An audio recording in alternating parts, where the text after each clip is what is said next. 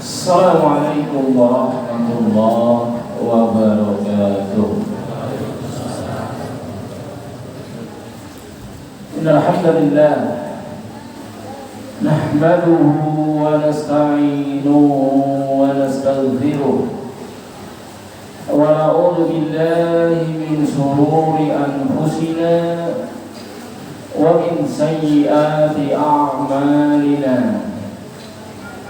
Man yahdihillahu fala mudilla lahu wa man yudlil fala hadiya lahu. Asyhadu an la ilaha illallah wahdahu la syarika lahu wa asyhadu anna Muhammadan abduhu wa rasuluh arsalahu bil huda wa dinil haqq liyudhhirahu 'ala ad-dini kullihi wa kafa billahi shahida. Faballagha ar-risalah wa adda al-amanah wa nasaha al-ummah wa jahada billahi haqqa jihadihi. Wa salawatullahi wa salamuhu alaihi wa ala alihi wa ashabihi wa man tabi'ahu bi ihsanin ila yaumiddin wa ba'd. Ma'asyiral muslimin rahimani wa rahimakumullah, para bapak dan juga para ibu hadirin wal hadirat rahimani wa rahimakumullah. Wa a'azzani Allah wa iyyakum jami'an. Pertama kali tentunya mari kita seluruhnya bersyukur kepada Allah Subhanahu wa ta'ala, karena hanya dengan izinnya, dengan limpahan karunia-Nya, nikmatnya yang begitu banyak kepada kita seluruhnya sampai kita tidak bisa menghitungnya. Alhamdulillah, dalam kesempatan malam yang berbahagia ini Allah Subhanahu wa ta'ala mengizinkan untuk kita bisa kembali duduk bermajlis bersama.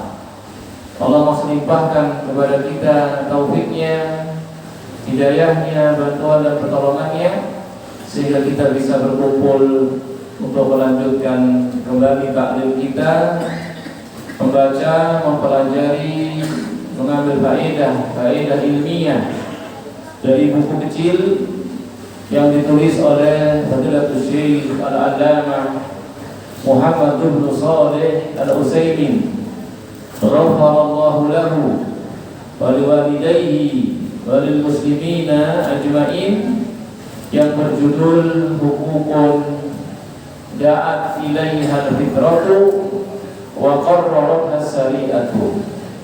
Hak-hak yang fitrah menyeru kepadanya dan telah ditetapkan di dalam syariat Allah Subhanahu wa ta'ala. Dan kita seluruh muslimin rahimani wa rahimakumullah masih membahas hak usani, masih membahas hak yang kedua, hak Rasulullah sallallahu alaihi wasallam. Haknya Rasulullah sallallahu alaihi wasallam kewajiban bagi setiap muslim, bagi siapa saja yang mengimani Rasulullah Muhammad SAW, untuk menunaikan, untuk memberikan hak-hak ini kepada Rasulullah Muhammad sallallahu alaihi wasallam.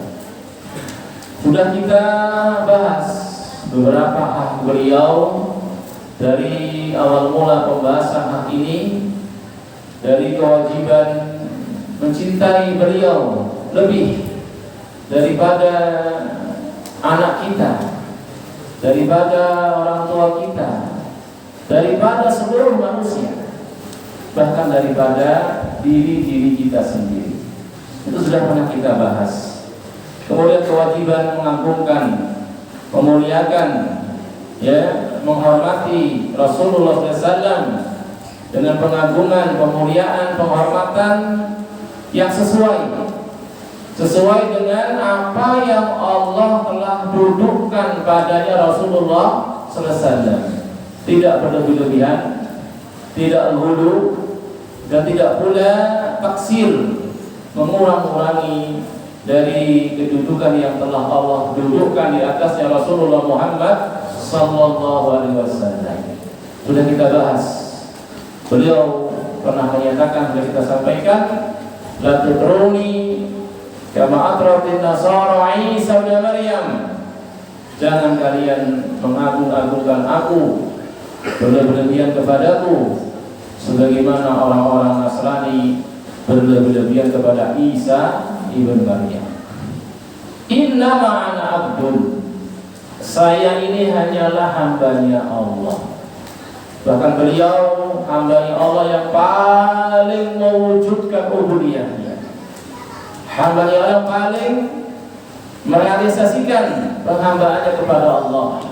Beliau sholat sampai bengkak-bengkak, ya, dikatakan kepadanya, mengapa harus demikian, sedangkan engkau hamba Allah yang telah dijamin masuk surga, jadi beri oleh Allah fadilah, diampuni dosa-dosa yang lalu dan yang akan datang, kok masih seperti ini ibadahnya? Beliau mengatakan, afala aqulu abdan syakura, kenapa aku gak menjadi hamba yang bersyukur? Ini kecerdasan, ini kejeniusan. Ziyadatul ni'am tastad'i ziyadatul ta'ah. Orang yang cerdas, orang yang pandai, tambah nikmat, tambah taat. Ya, bukan tambah nikmat, tambah maksiat. Ini istidraj. Ini istidraj namanya. Orang yang jenius, cerdas, pandai, ziyadatul ni'am tastad'i ziyadatul ta'ah. Tambah nikmat, tambah taat. Tambah nikmat, tambah dekat kepada Allah Subhanahu wa ta'ala. Itu dia pribadi Rasulullah SAW yang akhlaknya adalah Al-Quran, sebagaimana penjelasan Ibunda Aisyah ketika ditanya tentang akhlaknya. Beliau hambanya Allah, makanya nggak boleh diibadah. Beliau juga beribadah kepada Allah, bahkan sangat dalam puncaknya penghambaan. Ya, bersama itu dia mengatakan, inna ma'ana abdun, hanyalah saya hambanya Allah wa rasuluh, tapi saya juga rasulnya Allah. Ya, jangan karena beliau hambanya Allah kita sikapi seperti hamba-hamba yang lain. Nah, beliau hambanya Allah, nggak boleh diibadahi, nggak boleh dijadikan tandingan bagi Allah dalam apa yang merupakan kekhususan Allah, tapi beliau juga Rasul. Rasul yang paling afdal, Rasul yang paling mulia, ulul azmi, bahkan pimpinannya ulul azmi. Lihat bagaimana dakwah beliau, bagaimana keafdalan, keutamaan risalah beliau, kerasulan beliau dikisahkan dalam dakwah beliau kepada penduduk Taif. Ya, ketika penduduk Mekah sudah mengingkari beliau, tidak menerima beliau, bahkan melakukan hal-hal yang itu mengintimidasi, menteror Rasul dan orang-orang yang bersamanya, maka beliau berpindah, ya, berharap di negeri yang lain, karena Mekah sudah tidak ada harapan. Padahal Mekah kota besar ketika itu.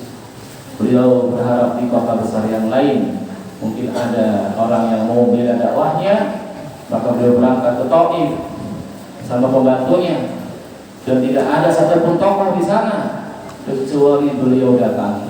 Allah Akbar. Beliau ajak untuk mendukung dakwah beliau, untuk membela agama Allah Subhanahu wa ta'ala. Ya, dijanjikan dengan surga, balasan yang besar, tapi masya Allah, mereka semuanya menolak, mengingkari dakwah beliau, menjelek-jelekkan beliau, menghina, merendahkannya. Bahkan dalam puncaknya penghinaan, perendahan, mereka mengeluarkan anak-anaknya, istri-istrinya, budak-budaknya, melempari Rasulullah sallallahu alaihi wasallam. Allahu Akbar.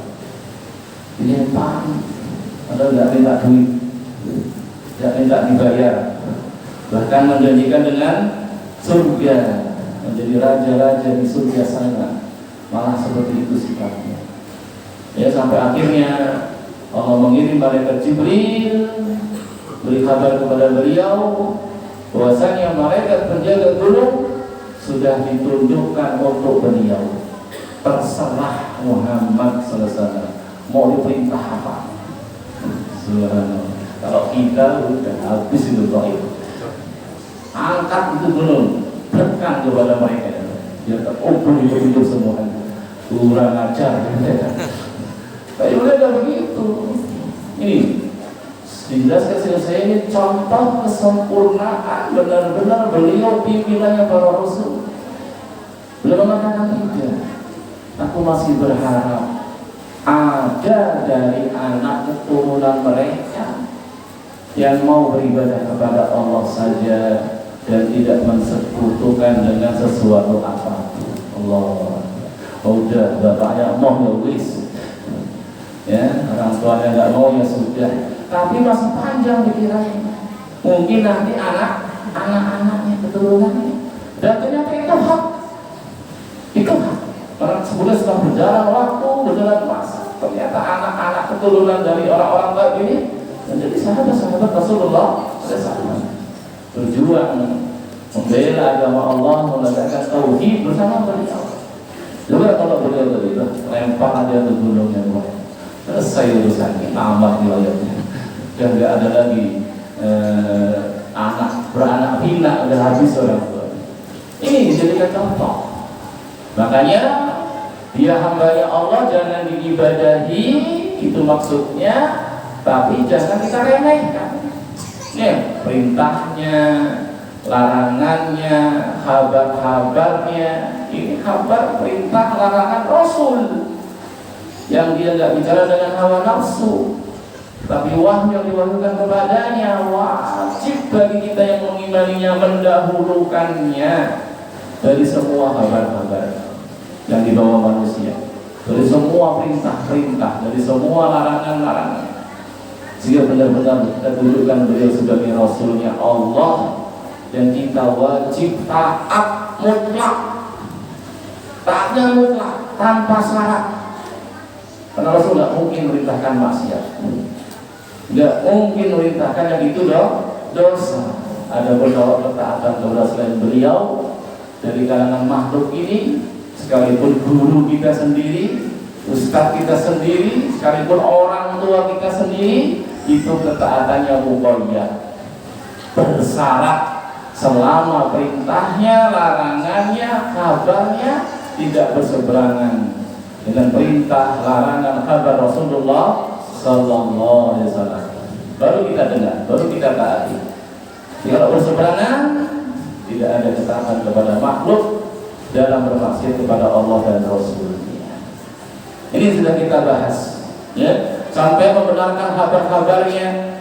Ya, sampai terakhir kita bahas kewajiban melaksanakan perintah-perintahnya dan menjauhi larangannya. Kemudian kita lanjutkan.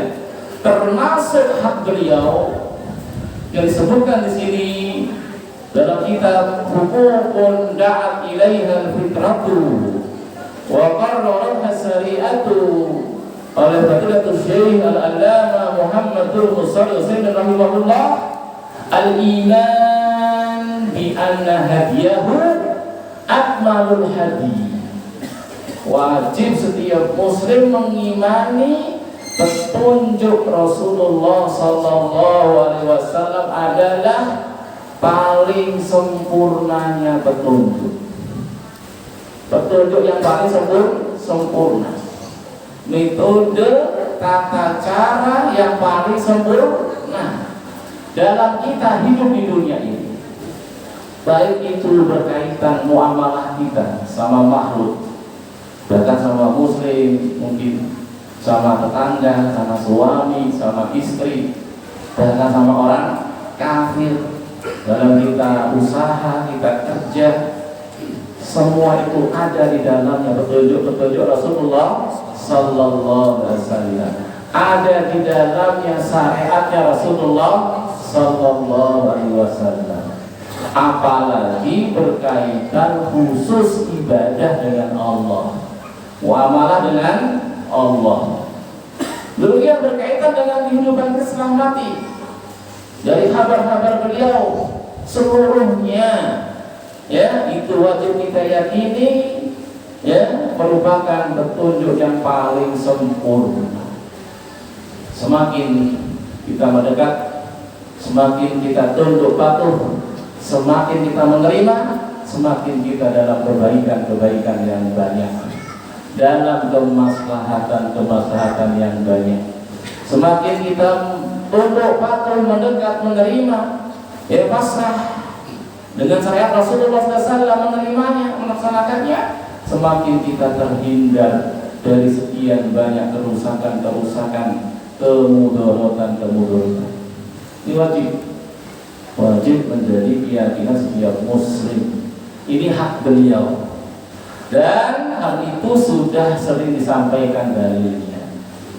Khutbah Jumat Rasulullah SAW setiap kali berkhutbah Jumat setelah memuji Allah Subhanahu wa taala, alhamdulillah nahmaduhu wa nasta'inu, seterusnya.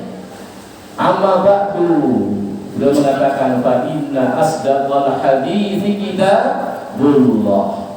Kemudian beliau berkata yang jadi pembahasan kita, wa khairul hadyi hadyi Muhammadin sallallahu alaihi wasallam. Dan sebaik-baik petunjuk adalah petunjuk Muhammad Rasulullah sallallahu alaihi wasallam. Ini yang menjadi dasarnya. Ini yang menjadi dalil, yang menjadi hujjah akan hak beliau. Ya. Dan ini awal mula yang harus benar-benar tertanam dalam keyakinan hati-hati kita, akidah setiap muslim. Karena berawal dari sini nanti akan muncul ketundukan, kepatuhan, menerima, ridho, semangat. Dari sini. Jadi kalau hati sudah jangan-jangan ada yang lebih sempurna betul. Ya, saya pernah cerita mungkin di sini, seorang yang sampaikan Quran, hadis, malah mengatakan duluan mana dalam primbon. Primbon ada di petunjuk dia. Pantes. Dari situ dia akan apa? Dia tidak peduli dengan sunnah. Duluan primbon, mau bangun rumah, lihat primbon. Ngadep kemana, lihat primbon. Mau nikahan, lihat primbon. Susah. Tidak ketemu udah kayak gini mah. Antum berdebat sampai berbusa. Pedot ininya kurang. Tidak masuk dia. Tidak nyambung. Primbon. Ini contoh primbon itu. Nanti yang lain banyak. Petunjuk yang lain banyak betul. Kalau istilah kerennya itu isme. Ada apa isme gitu ya, kayaknya isme itu ada sosialisme, kapitalisme, kan itu ya, komunisme, itu kan ajaran-ajaran. Dulu manusia itu mereka berlomba-lomba bagaimana ya cara ngatur orang sebanyak ini biar bagus, biar baik, biar teratur, biar rapi, biar enggak zalim, biar tegak keadilan, ya, tanpa wahyu, pakai akal-akal mereka. Orang-orang Yunani kuno, Romawi kuno gitu, mereka pakai akal-akal mereka. Datang risalah Allah Subhanahu wa taala, Nabi Isa, Nabi Musa, cuma sayang mereka tidak dahulukan itu petunjuk Taurat, petunjuk Injil, malah dicampur-campur, dikombinasi, ya, keyakinan dewa-dewa, keyakinan kayak zaman dulu yang mereka sudah ada dasarnya, dengan datangnya ini dicampur-campur. Makanya kadang-kadang ajarannya ada bau-bau animisme dan animisme. Tahun baru Islam, tahun baru Islam, tahun baru ini ya, Januari kan itu ya katanya dari apa ya? Januari dari mana? penyebutan Januari. Kenapa kok bulan pertamanya Januari? Dari dewa Janus. Dari situ, dari Januari. Dewa Janus itu wajahnya dua, gitu ya. Penjelasan barusan itu ya. Ada depan, ada belakang. Belakang masa lalu, depan masa depan. Makanya jadi bulan pertama. Nah itu kita ikutan merayakannya. Haji. Wah, namanya itu diikuti. Jelas-jelas animisme dinamis, Romawi kuno dicampur-campur dengan Kristen sudah ada asli. Ya, yang bisa dipertanggungjawabkan keasliannya Quran hadis dari syariat Allah Subhanahu wa taala. Taurat Injil itu yang sekarang ada di tangan mereka sudah tidak asli lagi. Bukan Taurat dan Injil yang dulu diwahyukan kepada masyarakat Islam. Bukan Zabur yang dulu diwahyukan Nabi Daud. Sudah diubah-ubah. Nas Al-Quran mengatakan yuharrifunal kalima an mawadhi'ih. Mereka suka mubah-mubah kalimat Allah, ganti-ganti kalimat Allah dari tempat-tempatnya. Yakin gak ada ragu belas Trinitas bukan ajaran Nabi Isa. Nyembah salib apa lagi? Gak ada ajaran Nabi kok sirik. Sudah kita bahas berulang-ulang, bahkan mungkin dari materi pokok itu di sini didengungkan terus. Bahwasanya para Rasul satu agamanya, mengajar ibadah hanya kepada Allah Subhanahu wa taala. Kembali kepada pembahasan. Kalau antum benar-benar beriman kepada Rasulullah, tunaikan haknya ini. Ya, berangkat dari tadi akidah, keyakinan, petunjuk beliau sebaik-baik petunjuk. Umar bin Khattab sering kita mungkin ucapannya, nahnu qaumun a'azzanallahu bil Islam. Kita ini kaum yang Allah muliakan dengan Islam. Dimuliakan dengan Islam, maksudnya Umar bin Khattab di sini tentunya Islam yang asli, Islam yang murni, yaitu maksudnya sunnah. Wa'alamu, ketahuilah anna Islam huwa sunnah wa anna sunnah dia Islam. Jadi sebenarnya kalimat sunnah Islam itu sendiri, tapi al-Islamul musaffah, Islam yang masih jernih, masih murni, belum kemasukan tradisi, adat istiadat, campur-campur di situ. Islam yang diajarkan surat Al-Kafirun dulu ya, lakum dinukum baro'ah, berlepas diri dari kesirikan dengan berbagai macam bentuk-bentuknya, ritual-ritualnya, upacara-upacaranya, hari-hari besarnya, simbol-simbolnya, lambang-lambangnya. Qul ya ayyuhal kafirun, itu praktek. Qul huwallahu ahad, itu teorinya, ilmunya. Prakteknya qul ya ayyuhal kafirun la a'budu ma ta'budun. Kita sudah dicukupkan dengan sunnah. Pegangi itu prinsip sunnah. Sampai ada seorang ustaz menulis, Muslim Natalan, hari raya miskin, kata dia. Miskin, ini perlu dikasihani. Miskin akidah. Miskin akidah, nanti akidah. Miskin ilmu, ya. Miskin prinsip, tidak punya prinsip, perintah perintut. Di situ senang, di sana senang, di mana-mana hatiku senang. Apalagi di udara, makol, sepi, nyepi, garunan, Idul Fitri. Pokoknya di mana-mana hatiku senang. Walaupun pramuka di bawah-bawah. Lah, lakum di bawah. Nah, toleransi kita bukan yang kemudian saya ujian toleransi, tapi ada batasan-batasannya. Ya, kalau sudah prinsip, sudah bergerak akidah, harus punya prinsip. Ya. Orang yang seperti itu miskin teman yang soleh. Temannya udah karo-karo jadi kayak gitu dia.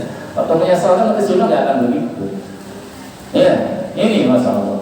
Padahal sejarahnya kan tadi ya. Bahkan Natal itu sendiri 25 Desember itu aja nggak benar lahirnya Nabi Isa 25 Desember. Secara Quran, secara Taurat, Injil itu nggak benar. Karena Nabi Isa itu lahir ketika musim kurma. Itu bukan bulan Desember musim kurma itu.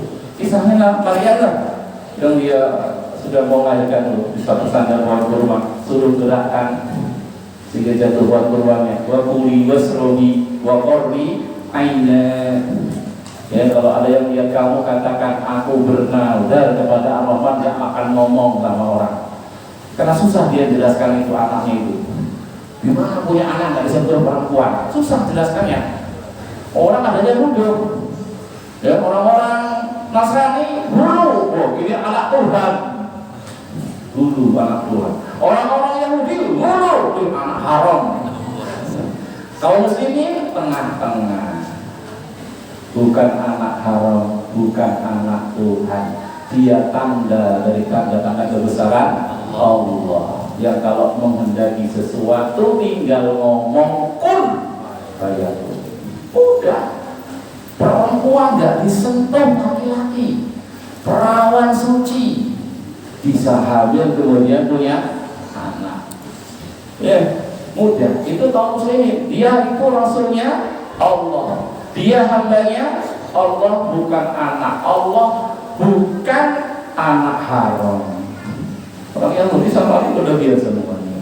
Kaum muslimin Allah beri petunjuk. Itu loh petunjuk Rasulullah. Pegangi. Jangan bingung, nggak punya prinsip, miskin, ya nggak punya teman, ya bingung mana sih. Nah, makanya belajar, taklim, biar ngerti kebenaran itu. Ya, yang sebenarnya kan kurang jelas. Mengadanya, masya Allah di luar sana banyak subhat, banyak kerancuan pemahaman. Kadang bukan orang awamnya yang katanya tokoh itu, malah bikin ruwet gitu. Atau dijelaskan gitu, boleh kok masalah dan sesuatu jadi bingung kalau padahal perkaranya jelas tuh. Jangan pulang, ya, menjadi samar, ya, makanya banyak thalabul ilmi, belajar dan banyak berdoa, mohon penjagaan dari Allah Subhanahu wa Ta'ala. Baik, sekali lagi hak beliau yang jadi pembahasan kita, mengimani bahwasannya petunjuk Rasulullah Muhammad SAW adalah merupakan sebaik-baik petunjuk. Ya. Dan barang siapa yang meyakini kebalikannya, ini dalam kitab Nawaqidul Islam, ya, ada biasanya dibahas juga di taklim.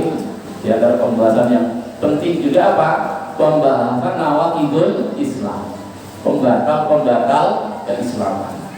Seperti Al-Mujaddid, ya, Syekhul Islam Al-Mujaddid Syekh Muhammad bin Abdul Wahhab, dia punya buku kecil tentang Nawaqidul Islam, pembatal keislaman.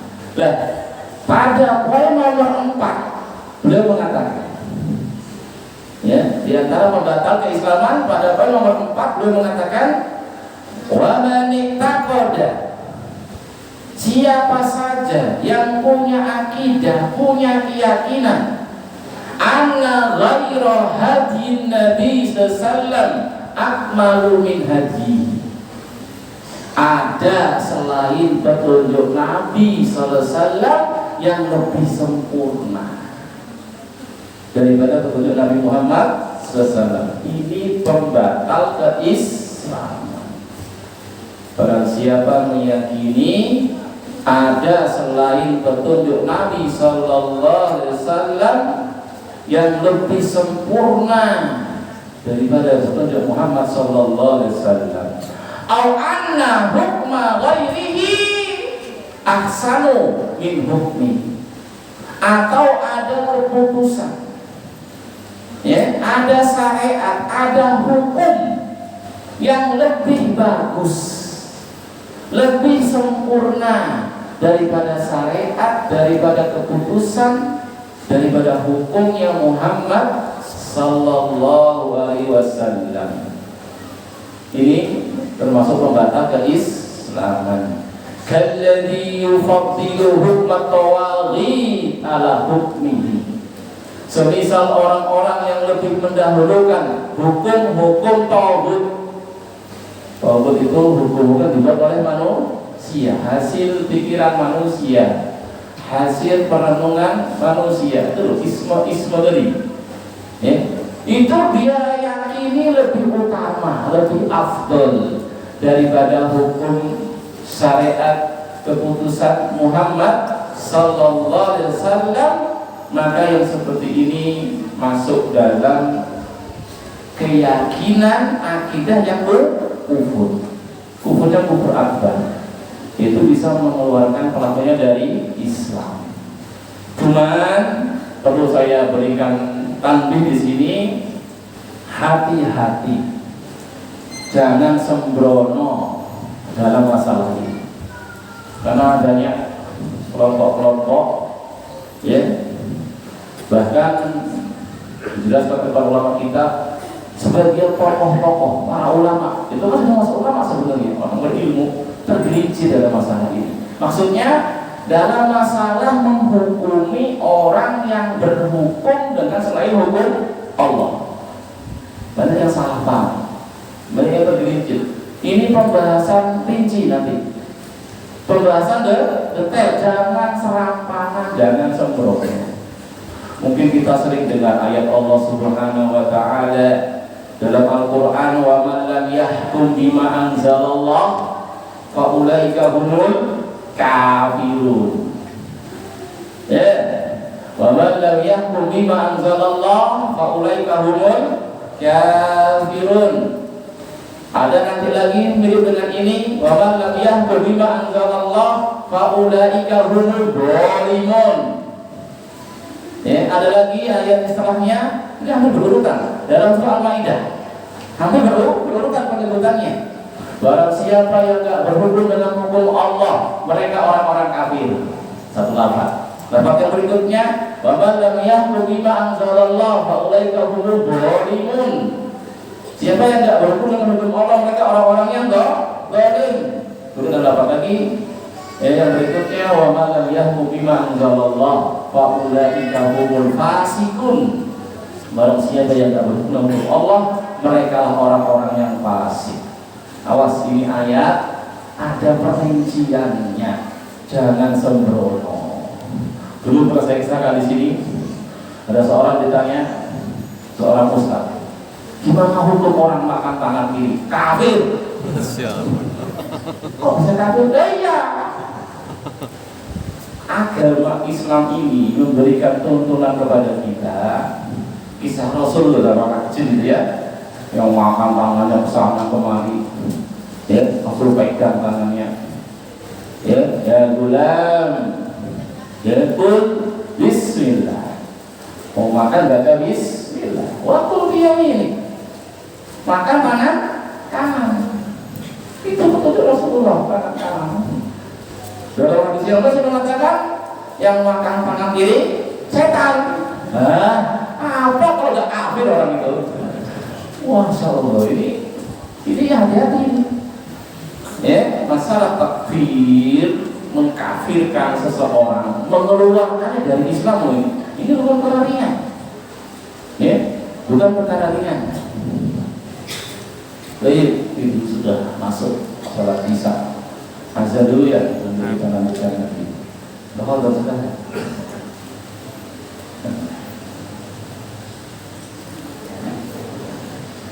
Baik, kita lanjutkan.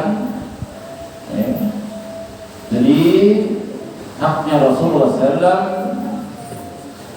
yang wajib diyakini, ditunaikan, dilaksanakan oleh umatnya yang menyatakan beriman kepada beliau. Dalam pembahasan malam ini adalah wajib kita meyakini petunjuk beliau adalah petunjuk yang paling sempurna. Syariat beliau saja paling sempurna, dan tidak boleh kita mendahulukan syariat manapun, aturan manapun, dari siapapun daripada hukum, aturan, petunjuk, syariatnya Rasulullah Muhammad Sallallahu Alaihi Wasallam. Ya, itu pembahasan kita. Kemudian kita sampaikan tadi dalilnya khutbah Jumatnya Rasulullah Sallallahu Alaihi Wasallam dalam riwayat Imam Muslim dan selainnya. Sering kita dengar dalam awal-awal ceramah, biasanya awal-awal khutbah setelah beliau memuji menyanjung Allah Subhanahu wa taala, beliau mengatakan amma ba'du fa inna asdaqal hadits kitabullah wa khairul hadi hadi Muhammadin sallallahu alaihi wasallam. Ini yang menjadi dasarnya. Ya. Sebagai petunjuk adalah petunjuk Rasulullah sallallahu alaihi wasallam. Ini kita tidak ada keraguan di dalamnya. Ya, bagaimana tidak? Sedangkan petunjuk beliau adalah wahyu. Ya, wahyu dari Allah Subhanahu wa taala. Wa ma yantiqu 'anil hawa in huwa illa wahyu yuha. Bahkan sampai yang pernah kita sampaikan juga, kalau Anda masih ingat kisah sahabat Umar bin Khattab, tak kalah bawa-bawa Taurat. Rasul marah, ya, merah wajah. Sampai Umar tak kalah diberitahu kemurkaan kemarahan Rasulullah, dia mengatakan raditu billahi rabba wa bil islami dina wa bi Muhammadin sallallahu alaihi wa alihi wasallam nabiyya. Rasul mengatakan kepada sahabat Umar, walladzi nafsi biyadihi, demi zat yang jiwaku ada di tangannya, laqad jitukum biha bayda'an naqiyah. Sungguh oleh sahabat Umar, yang aku bawa itu putih, jernih, bersih. Sebenarnya kamu pegang itu sudah tidak asli lagi. Tadi sudah pada taktik, banyak diubah, dicampur-campur. Dan memang tidak ada nas Allah menjaga Taurat dan Injil. Tidak ada nas Allah menjaga Zabur.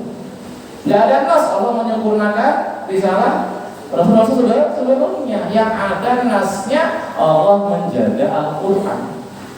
Inna nahnu nazzalna dzikra wa inna lahu lahafizun. Nas Quran. Kami yang menurunkan al-dzikra dan kami yang akan menjaganya. Terjaganya Quran melazimkan terjaga pula hadis-hadis Rasulullah. Karena Al-Quran sendiri nggak bisa dipahami, nggak bisa diamalkan. Kalau Quran toh, antum mau sholat nggak pakai hadis, cuma adanya berdiri, rukuk, sujud, bacaannya apa? Hadis. Berapa rakaat? Hadis. Jahra pasir? Hadis juga. Dan perinciannya hadis. Antum mau bayar zakat, perincian nisab-nisabnya, zakatnya apa saja, hadis kembalinya. Maka kalau Al-Quran terjaga, kelazimannya terjaga pula hadis. Makanya masing-masingnya Quran ataupun hadis ada sanad, ada sanadnya. Sejak zaman Rasul sudah ditulis itu Quran, sudah ditulis itu hadis. Imam Bukhari itu, kita bahasa Bukhari itu, qala Bukhari haddatsana, kan gitu dia bilangnya. Terus haddatsana apa? Telah bercerita kepadaku gurunya. Gurunya tanya lagi, telah bercerita kepadaku gurunya lagi. Terus sampai sampai Rasulullah. Sehingga keasliannya itu bisa dibuktikan. Ada ilmu sanad dan itu khusus kaum muslimin. Tanya orang Islam, ada nggak sanadnya itu Injil Taurat? Nggak ada. Itu dibukukannya selama masa yang lama meninggalnya Musa dan Isa. Bahkan tidak ada sanadnya tadi. Bahkan Injilnya itu berbilang, bukan cuma satu. Injil Markus begini, Matius gitu, banyak. Dan itu kontradiksi dengan satu dengan yang lainnya. Maka nggak ada lomba hafalan Injil. Ya, nggak ada lomba hafalan Injil. Berarti ketahuan bedanya. Kalau Quran, atau buka YouTube yang satu juz membaca 5 juz, 10 juz sampai selesai semua, dari RT sampai internasional, yang hadiahnya mungkin cuma payung sampai hadiahnya miliaran, ada semua. Karena sama Quran itu persis seperti yang dulu diwahyukan kepada Muhammad. Ya, karena kan bahasa Arab dari Al-Fatihah sama terjadi. Ini loh kamu kenali hebatnya Islam itu loh, indahnya Islam, ilmiahnya Islam. Itu makanya Rasulullah salah yang wajib kita pegang tadi. Maka bagaimana kita ragu itu sebagus-bagus betul.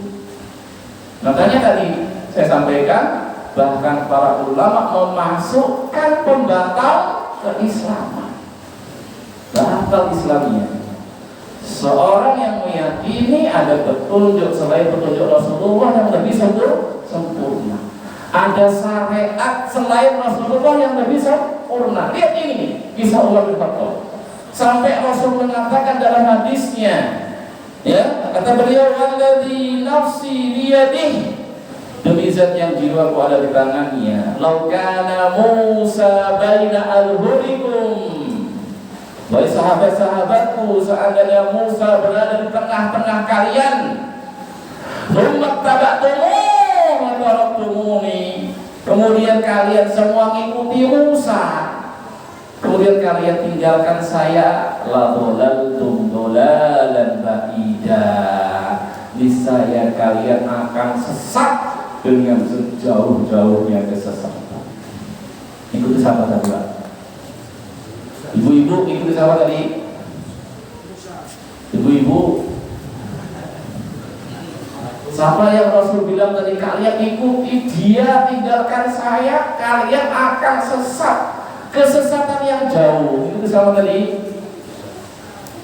Kok gak ada suaranya gitu ya? Biasanya rame. Nabi Musa, subhanallah. "Lau kana Musa hayyan ma wasi'ahu ila tibai," seandainya Musa hidup, gak ada keluasan bagi dia kecuali ikuti aku. Itu loh Rasulullah. Sampai Nabi Isa turun di akhir zaman nanti, ya, wajib kita imani tanda-tanda besar hari kiamat. Dia turun bukan Nabi baru, bukan Rasul baru, risalah baru lah. Beliau sholat di belakang imam kaum muslim. Itu nabinya, bahas nasihat mungkin asalnya nggak tahu kalau udah salah. Nabi suruh begitu kalau masih hidup. Makanya aneh itu orang yang begitu kasih, orang nggak beriman sama Muhammad.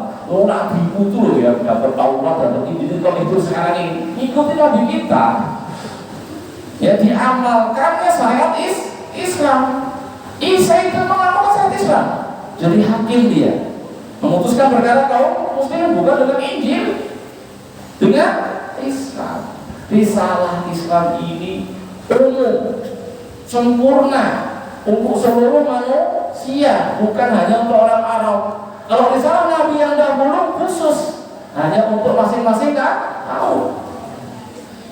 Makanya semua kebaikan yang ada pada risalah yang dahulu sudah ada dalam Islam ini, sudah ada dalam petunjuk Rasulullah Muhammad sallallahu alaihi wasallam. Makanya kita nggak perlu ikut-ikutan, nggak perlu bebek takut buta sama umat-umat yang dahulu.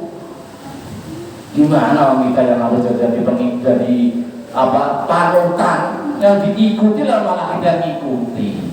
Maka nggak ada yang seperti ini. Tadi orang-orang miskin, ya, miskin akidah, miskin ilmu, miskin prinsip, ya, miskin temannya soleh, ya, nggak ngerti jalan yang lurus. Tadinya bebas sama Yahudi dan Nasrani yang sudah dilaknat sama Allah, ya, dikatakan al-Baghdadi alaihi Yahudi, Abdoli itu Nasrani, apa diikuti?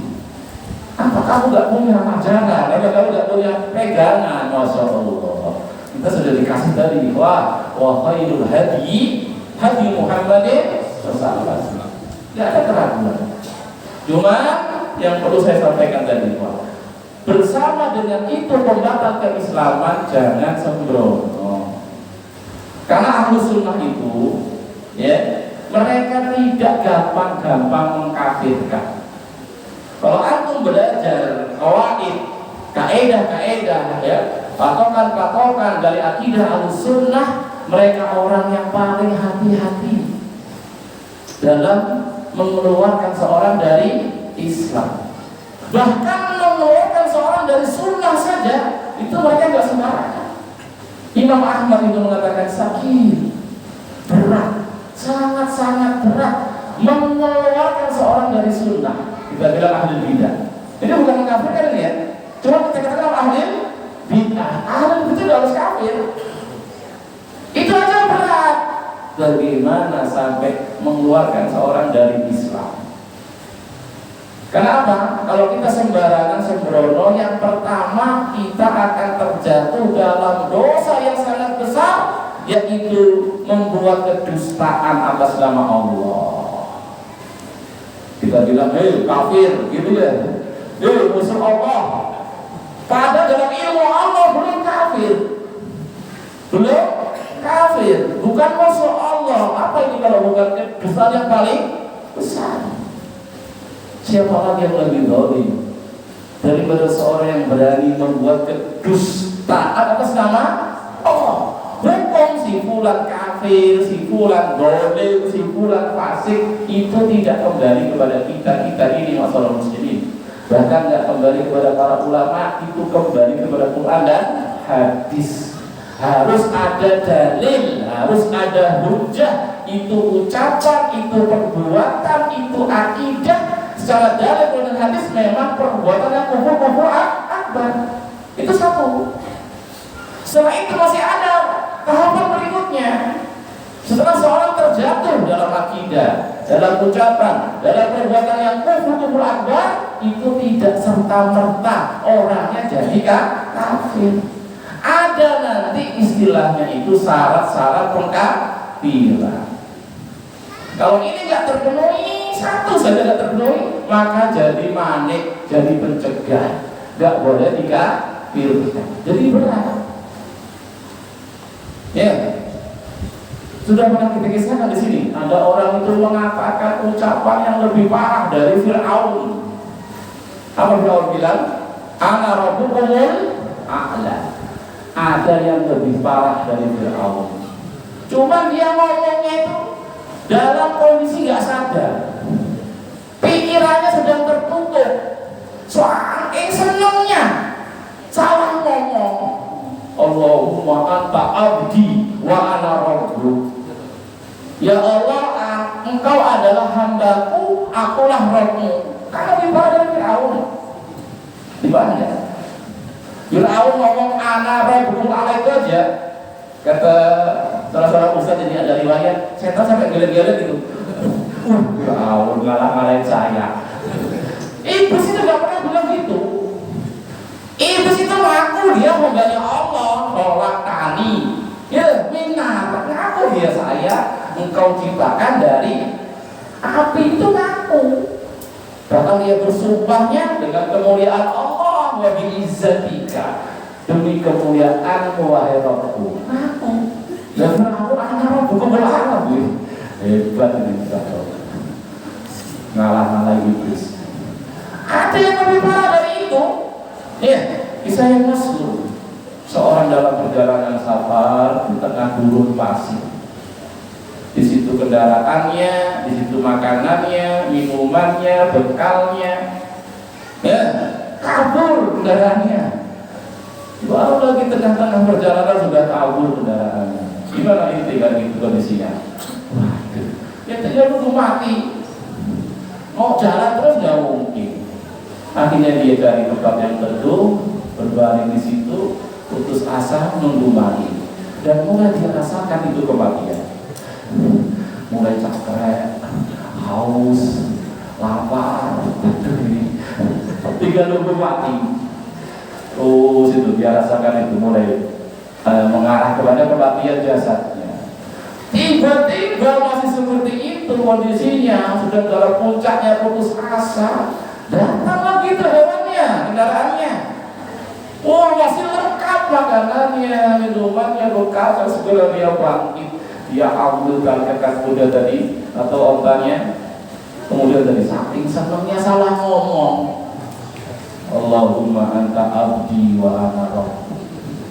Ya Allah, kaulah hamba, aku Tuhan. Karena dia orang ini, orang ngomongnya ngomongnya Masya Allah. Semua kita sepakat ya, adalah tuh ucapan kufur, batal Islamnya, batal imannya. Tapi Rasul gak hukumi kafir.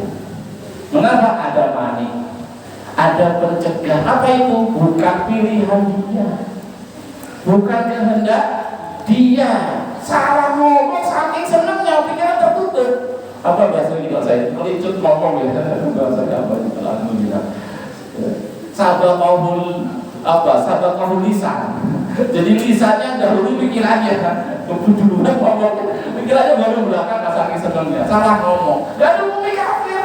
Walaupun ucapannya lebih kafir daripada Fir'aun. Ini loh, ada manik, ada pencegah. Makanya ikhwah, sekalipun misalkan ada seorang terjatuh dalam keyakinan kufur, ucapan kufur, ya, atau perbuatan yang kufur akbar ini kita bahas, itu tidak serta-merta orangnya dikafirkan. Yang pertama, antum harus pahami dulu, ilmu dulu, itu ucapannya, itu perbuatannya, itu keyakinan sudah kafir. Ini dulu dipelajari. Mana ucapan-ucapan yang kufur, mana perbuatan-perbuatan yang kufur, mana keyakinan-keyakinan yang kufur akbar maksudnya, membatal Islam, membatal syahadat. Ini pelajari dulu. Kalau ini sudah antum pahami, sudah dipelajari, baru praktek. Oh, ada orang ngomong perkara kufur, ada orang berbuat kufur, ada orang berkeyakinan kufur. Apa langsung kita hukumi kafir? Tidak. Harus apa? Memperhatikan syarat-syarat pengkafiran. Nah, syarat pengkafiran itu banyak, bukan cuma satu. Antum pelajari dulu nih, ya, kemudian baru diterapkan. Di antaranya apa? Syarat pengkafiran, ditegakkan hujah. Ditegakkan hujah. Mungkin dia belum tahu, mungkin dia belum paham, belum ngerti. Kalau itu perbuatan kufur, itu keyakinan kufur, diajari dulu. Kalau sudah tegak ilmu, sudah paham, sudah ngerti, belum cukup, masih ada syarat yang lain. Jangan-jangan dia melakukannya terpaksa, dipaksa orang, ya, bukan pilihan dia sendiri. Berarti masih ada udzur dia, kan begitu. Mungkin dia salah paham dengan Quran, salah dengan hadis, namanya subhat. Ini subhat nggak boleh juga kita hukumi pelakunya, harus dihilangkan dulu subhat. Sampai benar-benar itu pilihan dia sendiri, pelakunya itu dewasa, balik, berakal, ya, dia sudah ngerti ilmunya, nggak ada subhat, nggak ada kerancuan, baru bisa dihukum. Tapi intinya bukan tempat dulu antum itu. Duduk, nih pulang kafir, bukan antum. Ya, itu para ulama kibar, ahli ilmu mutamakin yang sudah kokoh dalam ilmunya, yang tadi sudah paham betul perbuatan kufur. Makanya pembahasan kita di sini lebih kepada diri kita, ya, lebih kepada diri kita. Bagaimana kita kenali itu kekufuran dan kita menjauhinya. Haknya Rasul sekali lagi berikan kepada beliau bahwasanya hidayah, petunjuk, syariat yang beliau bawa, aturan beliau bawa, itulah sesempurna petunjuk. Paling baiknya petunjuk, bukan kemudian manusia. Terus kita sampaikan dari dalilnya, ya. Kemudian kita singgung tadi terakhir sebelum azan, ayat Allah Subhanahu wa taala dalam surat Al-Maidah ayat ke-44, ya, di mana Allah mengatakan wa ma lam yahkum bima anzalallah fa ulaika humul kafirun. Ini kita sepakat dengan ayatnya. Tidak ada yang dari ayat ini, bahwasanya siapa yang berhukum dengan selain hukum Allah, mereka lah orang-orang yang kafir. Cuman kafir itu nanti ada dua. Ada kufur akbar, kufur yang besar, yang memang membatalkan Islam, membatalkan syahadatnya, murtad orangnya. Nanti ada kufur asghar, kufur yang kecil. Nah, ini yang kita harus hati-hati di sini. Ilmu dulu. Nah, nanti masalah ini ada perinciannya. Para ulama sudah merinci. Walau bisa kita bahas ya ini perinciannya, karena ini termasuk pembahasan yang rumit. Jangankan saya, yang di atas saya itu banyak yang tergelincir masalah ini, banyak yang terjerat pemahaman khawarij yang lebih hebat dari saya. Bukan saya yang sudah, masya Allah dia sudah lulus kitab, ilmunya diakui, masih terjatuh kesalahan dalam masalah ini. Nah, ini butuh apa ya? Betul-betul ahlinya. Ini ada sebenarnya buku bagus tulisan salah seorang ulama, sudah diterjemahkan, ada di linknya websitenya Ustaz Firanda tentang masalah ini, perinciannya kapan kufur akbar, kapan kufur kecil, begitu. Bahkan sudah diterjemahkannya. Cuma itu juga kalau baca sendiri mumet kasihan, butuh bimbingan. Tapi intinya tadi itu bahaya besar kalau kita sembrono mengkafirkan. Pertama tadi dia berbuat kedustaan sama Allah. Kok sampai salah? Belum kafir, belum kafir. Ini membuat sebesar-besar kedustaan, yaitu kedustaan sama Allah. Yang kedua, kalau dia salah menghukumi, disebutkan dalam hadis akan balik ke dia hukum tadi. Balik ke dia. Ya, man qala li akhihi ya kafir, ya aduwallah. Siapa yang manggil saudaranya, "Hei kafir, hei musuh Allah," apa kata Rasul? Faqad ba'a biha ahaduhuma. Pasti akan terkena hukum tadi salah satu dari kedua orang ini. Kalau ternyata benar memang yang dipanggil dari kafir, memang itu musuhnya Allah, ya sudah, hukum jatuh kepada orang tersebut. Kalau enggak, balik kepada yang menghukum. Man kafara musliman fahuwa kafir. Siapa yang mengkafirkan orang yang masih muslim, dia sendiri yang kafir. Ini bahaya. Bahaya, makanya ya, dan kita seluruhnya hati-hati. Ya, semisal baca ayat ini ya, wa man lam yahkum bima anzalallah wa ulaika humul kafirun. Itu kita sepakat, jangan sembrono. Oh, ini Mahkamah Agung kafir. Presiden kafir. DPR, MPR kafir. Polisi tentara kafir. Kaum muslimin penduduknya kafir juga, kaum hukum kafir juga. Berhukum dihukum kaum juga. Kamu, saya wallahu alam ini. Bingung dia sendiri. Saya juga ini kafir ini jadi tahu. Jangan-jangan juga udah kafir. Subhanallah. Orang itu kalau sudah kena virus ini, virus orang ini susah ya, susah. Aneh kadang-kadang itu ucapannya. Sampai pernah saya dikisahkan ya, 2 orang awal itu tawaf di Ka'bah. Orang berjuta-juta, sekian orang banyak haji. Kata dia, sekian banyak orang, cuma kita berdua yang muslim katanya. Subhanallah. Temennya itu mikir, apa iya ya, sebanyak ini orang kafir semua teman. Kamu aja lah yang mau saya kafir aja gitu. Karena gak masuk akal. Aneh itu kadang-kadang ulama. Ya, begitu. Jadi secara akal yang sehat saja kadang aneh orang-orang perilakunya di Ka'bah. Kadang yang dengung-dengung tegakkan syariat Islam, tegakkan kita lihat kehidupan sehari-hari juga. Kadang ada hukum Islam, anaknya nggak boleh dibuat. Kadang masih nggak sholat. Apa nggak kafir juga itu anaknya? Hukum Islam itu bukan hanya potong tangan, bukan hanya rajam, bukan cuma kewajiban pemerintah. Kita juga wajib menegakkan hukum Islam. Tauhid hukum Islam bukan tauhid. Hukum Islam, sholat, hukum Islam, puasa, hukum Islam, zakat, haji, itu hukum Islam. Bahkan itu paling besarnya hukum Islam. Jadi cuma kadang yang diungkapkan cuma 1 orang pemimpin ini. Dikiranya cuma dia tok yang wajib berhukum dengan hukum. Padahal kita tidak wajib. Jadi jangan cukup pembahasan hukum itu. Semua syariat Islam itu hukum Islam. Antum makan tangan antum hukum Islam juga. Antum berhijab anaknya perempuan itu hukum Islam juga. Atau kalau masuk rumah orang salah dulu itu juga hukum Islam. Bukan cuma potong tangan, bukan cuma rajam. Karena sempit pemahamannya. Sudah sempit, saya kata tadi.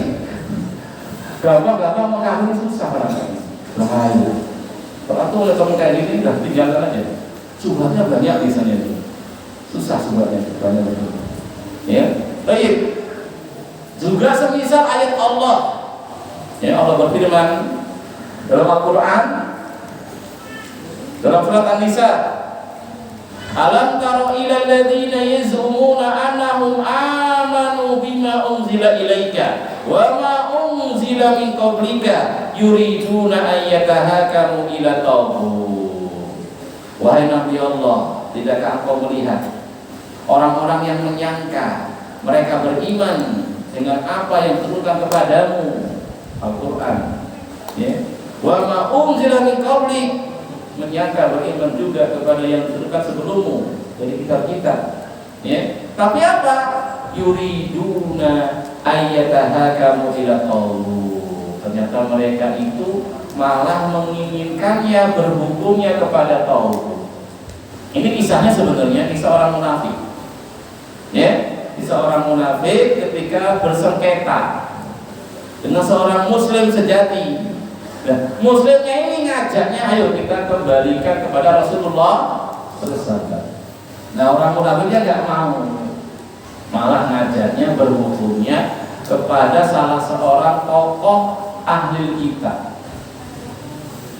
Kalau nggak salah namanya apa? Ka'ab bin Ashraf namanya, tokoh ahli kitab. Dikenal dia ini sering dijadikan patokan, rujukan kalau ada ribut-ribut ke orang Yahudi tadi. Ributlah seorang mukmin sejati dengan orang-orang munafik. Munafik kan juga Islamnya. Dia kan dinyatakan dia beriman kepada Allah, beriman kepada Rasul. Cuma tadi ketika ribut, dan dia ini malah ngajaknya berhukumnya kepada tokoh orang ahli kita. Sementara mukmin yang sejati tadi mengajak ayo kita datang Rasulullah. Nah, ini perbuatan orang munafik ini yang kemudian ditinggal dalam ayat ini. Ya, dikatakan di sini waqad umiru ayat turubi.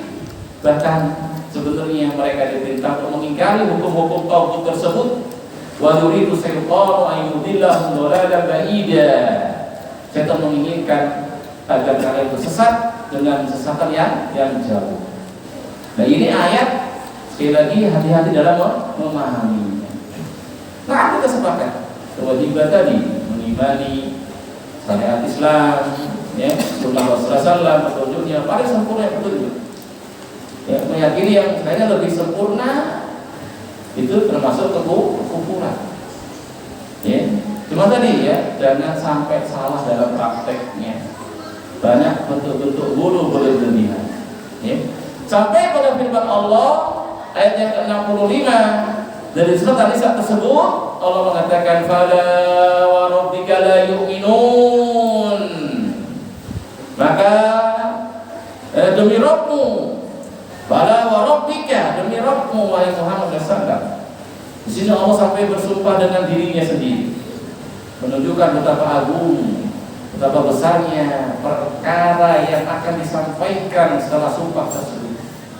Allah biasa bersumpah dengan makhluk-makhluknya, dan itu terserah Allah, ya, dengan matahari, dengan bulan, dengan siang, dengan malam, dengan langit, dengan bumi, kan begitu ya. Wasyamsi wal ardi, ya, wal lail wal nahar. Allah sumpah dengan itu. Dan di sini Allah sampai bersumpah dengan dirinya. Fala wa rabbika la yu'minun. Allah katakan apa? La yu'minun. Ingat ini. Jangan sembrono. Maksudnya apa? La yu'minun di sini. Apa hilang imannya? Hilang begitu? Kafir dia, atau penafian di sini adalah penafian kesempurnaan iman. Tidak sempurna imannya. Di sini kita harus teliti nanti.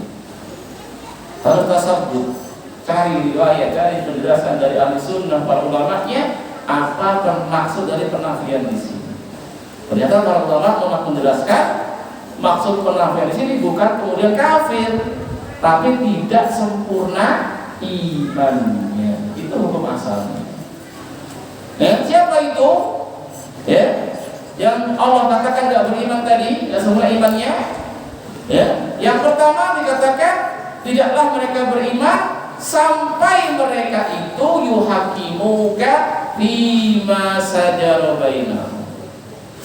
Sampai mereka menjadikan diri wahai Muhammad, ya, sebagai hakim.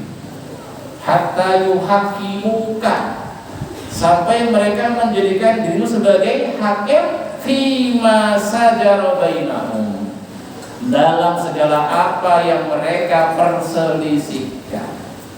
Kalau kita ribut, kalau kita tengkar, berselisih, ya, yang pertama bukti iman mengembalikan itu perselisihan, minta diputuskan, dihukumi oleh Rasulullah Sallallahu Alaihi Wasallam. Itu yang pertama. Berarti kalau dia tidak mau mengembalikan kepada Rasulullah, ini sudah bukti iman yang tidak sempurna. Ya. Kemudian yang kedua, setelah diputuskan, tsumma la yajidu fi anfusihim harajan mimma qadait. Mereka tidak menjumpai dalam hatinya rasa berat, rasa sempit akan apa yang telah engkau putuskan. Dan kita akan lebih tinggi lagi. Tingkatan yang pertama, jadikanlah sebagai pemutus perkara. Tingkatan yang kedua, kalau diputuskan, terima, legowo. Jangan berat hati, jangan sempit hatinya, jangan grundel. Dengan keputusan Rasulullah SAW. Kemudian yang terakhir, wa yusallimu taslima. Mereka benar-benar menyerah pasrah, ya, menyerah pasrah terhadap syariat Rasulullah SAW, terhadap keputusan Rasulullah SAW. Gak cari-cari keputusan yang lain. Ini ayat yang menjelaskan, ya, di antara ayat yang menjelaskan kewajiban meyakini petunjuk Rasulullah SAW sesempurnanya petunjuk.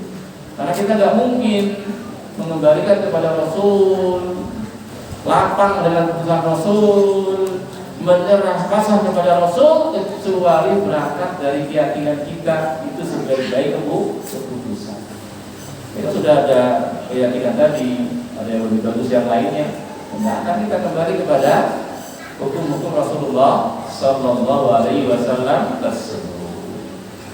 Baik, masalah muslimin, rahimani wa rahimakumullah, wa azani Allah wa iyyakum jami'an. Mungkin itu dulu yang kita bahas. Ya, insyaallah, tapi enggak janji ya, mudah-mudahan nanti kita bersebutkan, walaupun mungkin enggak rinci kapan itu kufur akbar, ketika berhukum dengan selain hukum Allah, kapan masih kufrun duna kufrin, masih kufur kecil. Sehingga kita lebih berhati-hati lagi dalam masalah ini.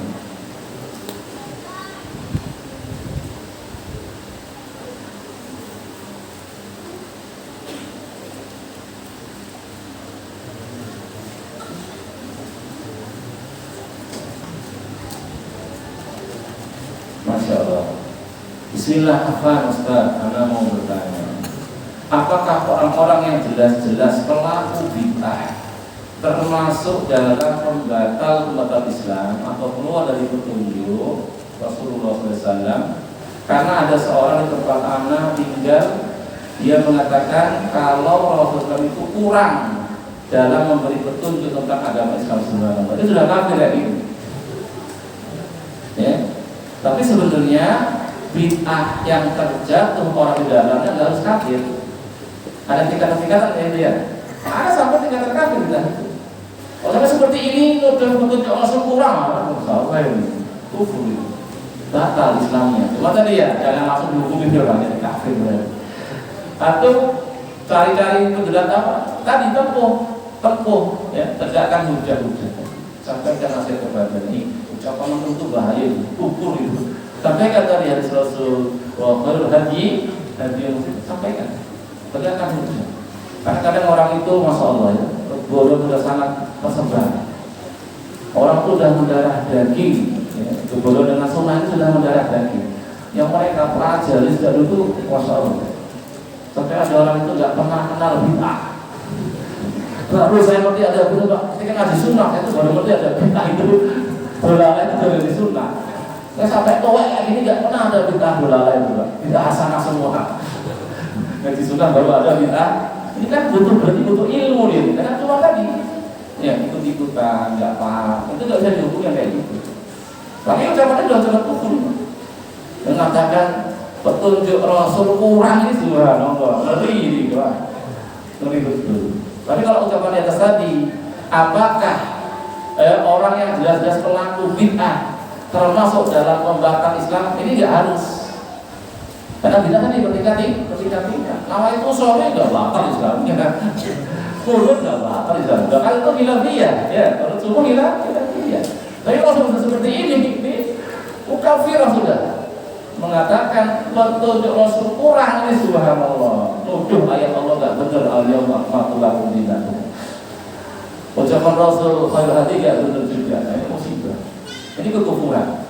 Saya hukumnya apa? Ucapannya, perbuatan, tapi orangnya belum tentu. Tidak setiap yang berucap berbuat kafir, kekufuran besar, orang langsung kafir. Perlu dilihat, penuhi syarat-syarat pengkafiran. Kalau nggak tertulis satu saja, berarti tercegah.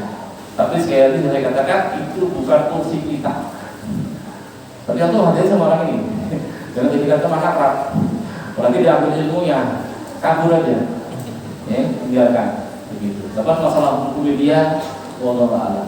Bukan bidang saya. Saya tugasnya belajar buku yang benar. Belajar sholatnya betul. Jadi kita betul-betul udah mau ngafir-ngafirkan orang. Belajar bahasa Arab. Belajar bahasa Arab mau ngafir-ngafirkan. Itu tugas kita. Fokus di situ. Yang kita ada kewajiban, yang kita banyak aib, banyak kurang begitu. Tapi kita hadiri orang yang seperti itu.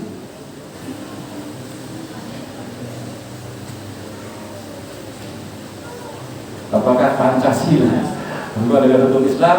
Oh, tentu hanya Maha Esa. Itu Qur'an ahad. Ya, ini untuk perincian. Ya, tentu Maha Esa. Masya Allah, Qul huwallahu ahad. Kita itu orang paling Pancasilais. Nah, gimana tiga? Kita Qul huwallahu ahad. Juga tiga dalam satu dalam tiga. Itu bertentangan dengan Pancasila. Cuma ini pembahasan rawan ya. Tapi itu ya kita perlu didudukkan masing-masingnya ucapan-ucapannya timbang dengan Quran dan hadis yang bisa global seperti itu.